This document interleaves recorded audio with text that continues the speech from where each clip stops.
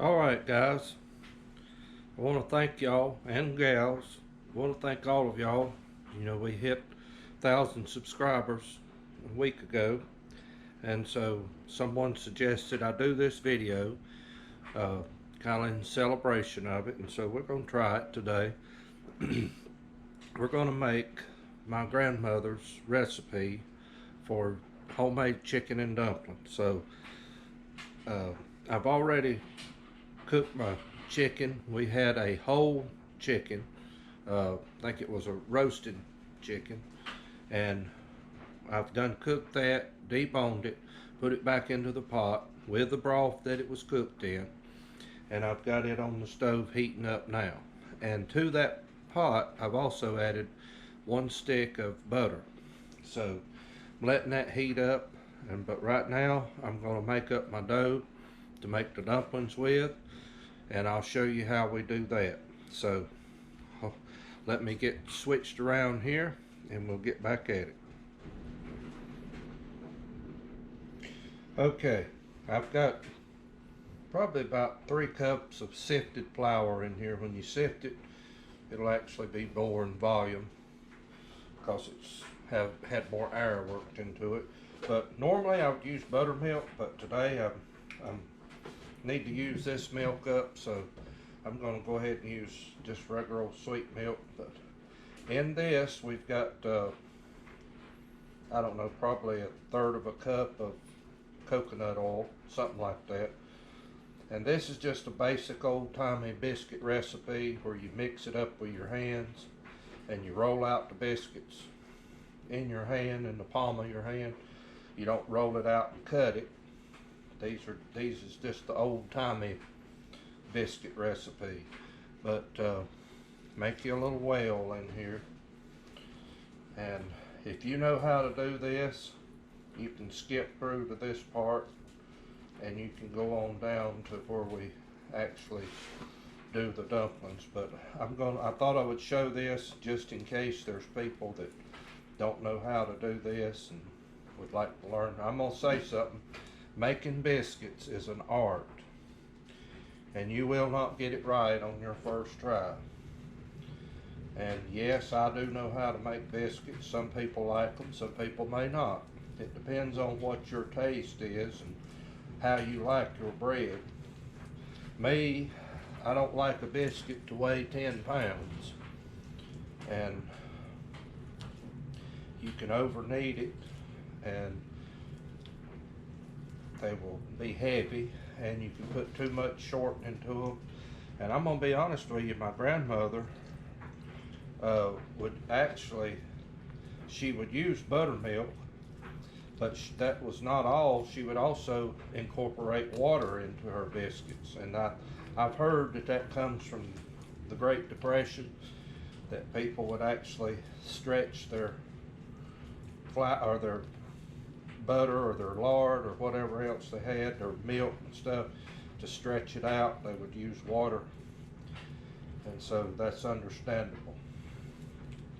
So I'm going to work this up, and I want about enough dough here. If I was going to make about 12 to 15 biscuits, you want roughly that amount of dough, because I've got a large pot over there, and I'm going to make several dumplings. So, but this is the way we did it. We did not roll the dough out and cut it.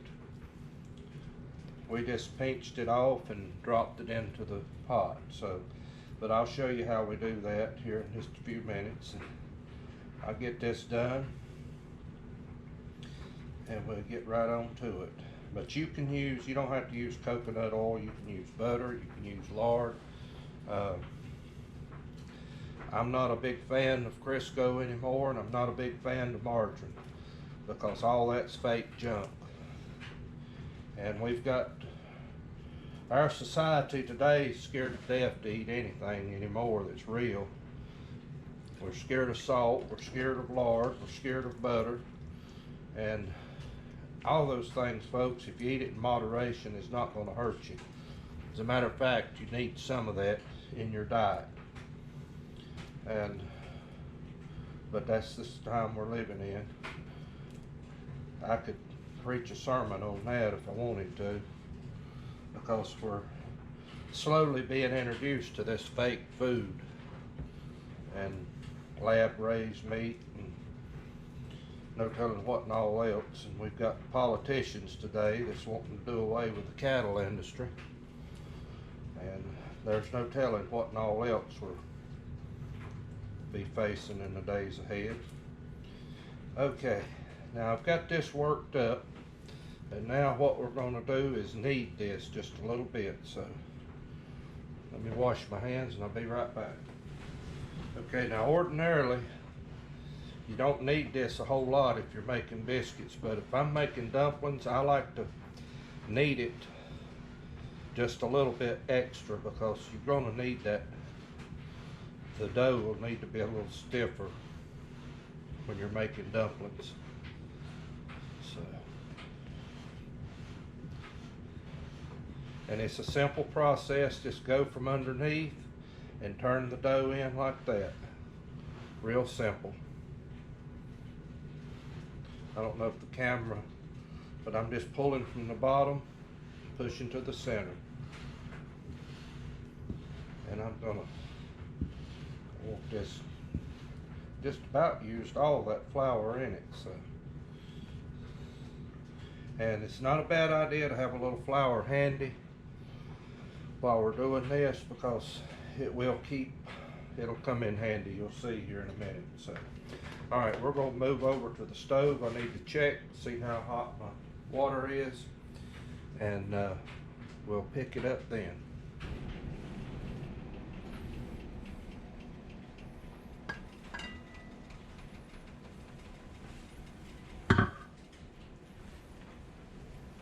Okay guys, I've got it to a boil now, so I'm going to idle it down just a little bit. I don't want it a big rolling boil, but I want it to a kind of a medium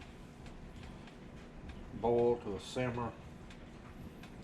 And what we're going to do, just like if I was making biscuits, put a little flour in my hands, and I'm going to pinch off about a biscuit sized piece of dough here. But instead of rolling it out, like if I was going to make it into a biscuit, I flatten it out and tear off little pieces about like that, because it will swell as it goes into this pot. And you'll need to keep an eye on the heat so that it don't get too strong. And it's hot right over this pot here, so be prepared for that. But this is the way my grandmother did it, and she's made several pots of dumplings in her lifetime. If she could be paid for those, she would be a very wealthy woman right now.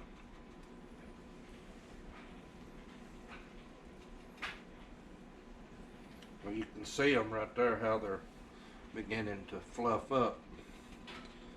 And you can put some milk into the broth if you want to. Sometimes she did, sometimes she didn't. And I've found that I prefer it without it. I'm kind of lactose intolerant, whatever that means. And so I tend not to put it in there. But if you choose to, you can. I mean, I would add maybe a cup and a half like that. You don't have to add a big amount. But you can add that once you're through. And then the broth in here will actually thicken up. But like I say, this is a whole chicken. It's been cooked and deboned. And the meat's in here, it's down in the bottom. But you can use, you know, if you buy a whole chicken cut up, or say you want to make a smaller pot, you could just maybe do some leg quarters, maybe a couple of leg quarters, and do a smaller version of this. If it's, you know, just a handful of people. Now this pot right here is going to feed an army. So I'm going to be giving dumplings away. But my grandmother has a pot just like this one. I bought this pot off of eBay probably a couple years ago. It is called Regalware Regal Supreme, and I think it's an 8-quart Dutch oven.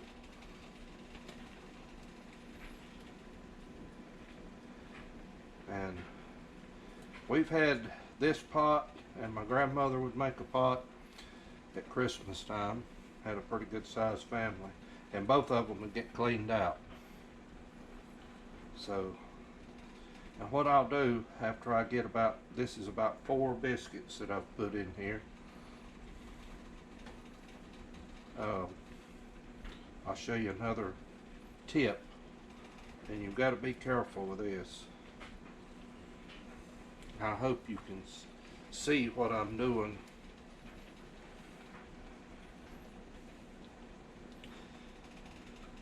Okay, let me wash my hands and I'll be right back.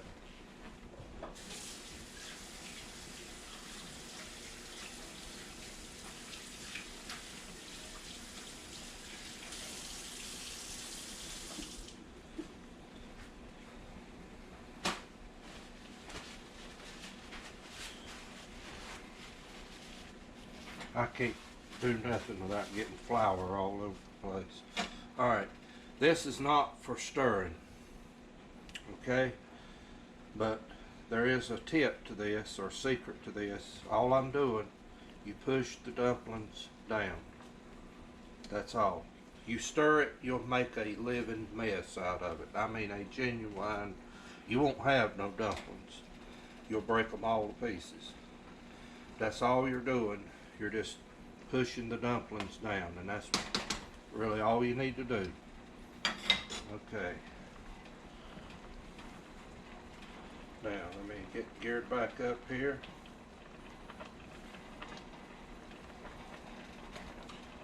And I'm going to have to cut the heat down. Those of you that's watched my video on making ketchup, you remember this stove. For whatever reason, it wants to go wide open. It goes, and there ain't nothing you can do to stop it but cut it off. I don't know what causes that.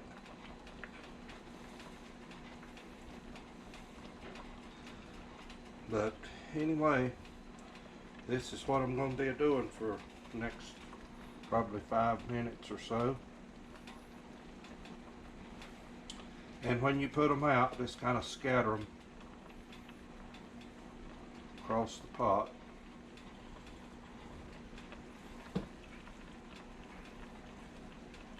I've watched my grandmother do it, and she was so fast at it. I mean, and I was hoping that I might could have her here helping with this, but her health is not good. So just ask you to pray for her if you can.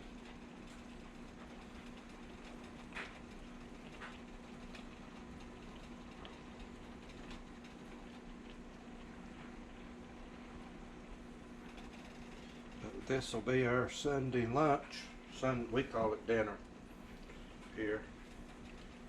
We're going to have chicken and dumplings and pinto beans, and my wife's got a lady she works with gave her a fresh head of cabbage that came from the mountains, and I've already been requested to make slaw, so be making some homemade slaw here in a little bit.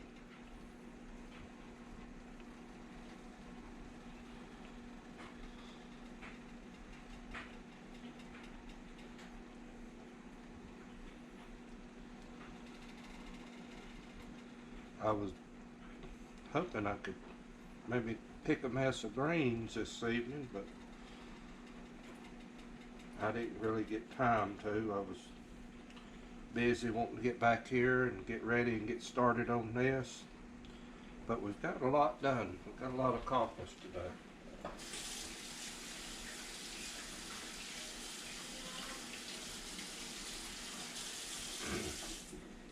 So I'm glad of that. Alright, I think the pot's calming down, so I'm going to turn the heat back up on it. And we'll just push these down.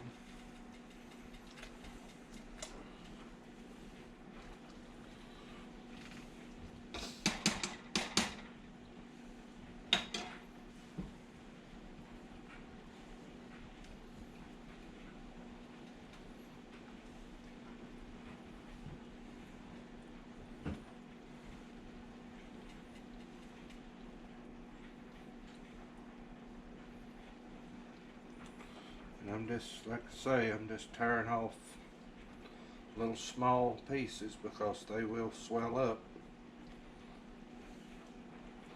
as it cooks. And right now, as this is cooking, those first dumplings I put in there is starting to thicken this broth up. And I will say this too on, you know, when you're stewing chicken out, I know people that will do it and they'll use boneless chicken breast. You can do that if that's what you choose to do. To me, it's the taste is not the same, because honestly I think you need the bones in there that gives it a distinct flavor. And I've heard my grandmother speak when she was a little girl, that when they had corn shuckings. And if I think of it, I'll try to put that in this video. But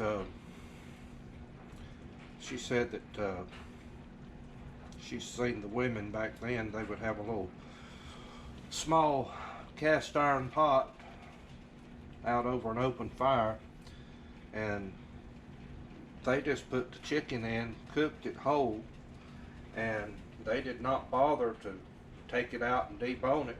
Once it was done, they already had their dough made up and they was throwing the dumplings in there, and you just had to eat the dumplings and pick the bones out of the chicken meat. I don't believe I would like that.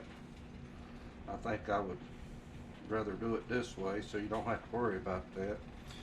But I've known people to do that, you know, fix it with, you know, boneless breast, but the flavor's not going to be what you have right here. And I've seen people put cream of chicken soup in it. If you want to do that to yours, go for it, but it don't need it.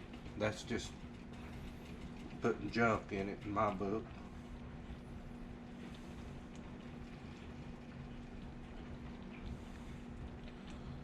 But the thinner you can make these, I think the better texture your dumplings is going to have. And I'm getting a good pot of them. But I just push these down till all the fresh ones are down in the bottom and the old ones come up to the top.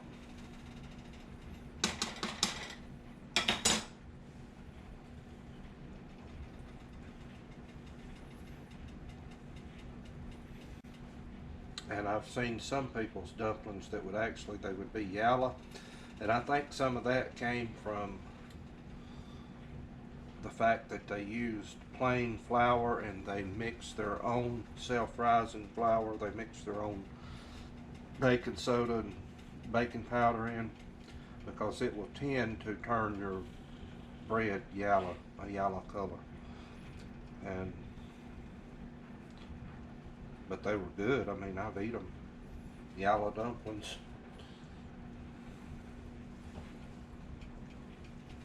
So a lot of that's just the type of flour that they use. But I'm just about to wrap this up, and I will let these simmer. Once I get done, let them simmer for just about maybe 10 minutes. And they're going to be ready for dinner tomorrow.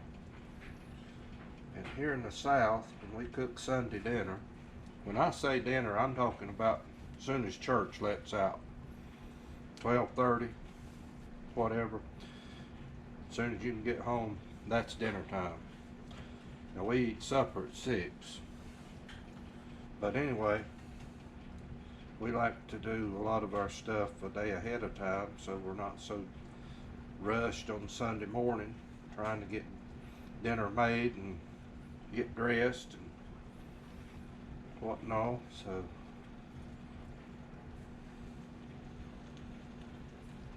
I am going to add one more touch to this before I'm through, and I'll show you what I'm going to do. Let me wash my hands again.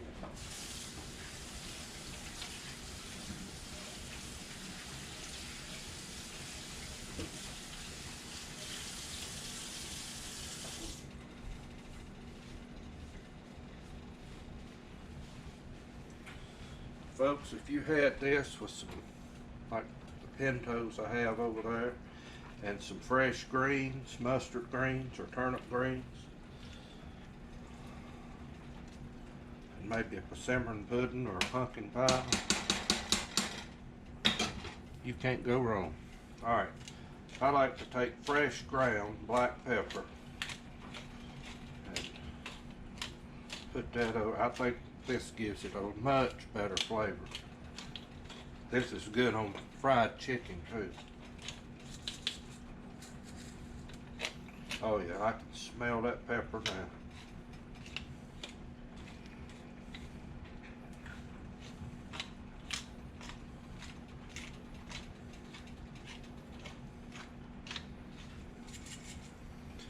Oh, spice grinder's just about wore out. Now I'm going to put the lid on this, and it's simmering, and I'm going to let it simmer. I'm going to let it go a couple minutes, and then I'm going to come back and just look at it. That's probably going to be all it's going to get. So I'm going to put you on pause real quick, and I'll be right back. I'm going to show you another little tip. I learned this from the lady over at Collard Valley Cooks, and it's a good little tip to know. If you've got flour on a surface like this range, it's beautiful, but I hate black. It shows everything. But if you've got flour on a surface, if you'll use a cold rag, like this is just a paper towel, dampen it with cold water, you can wipe that flour right up and it will not leave a streak on the surface. That's a neat idea. Thought I'd just pass that along. Won't cost you anything extra. So anyway, be back in a minute.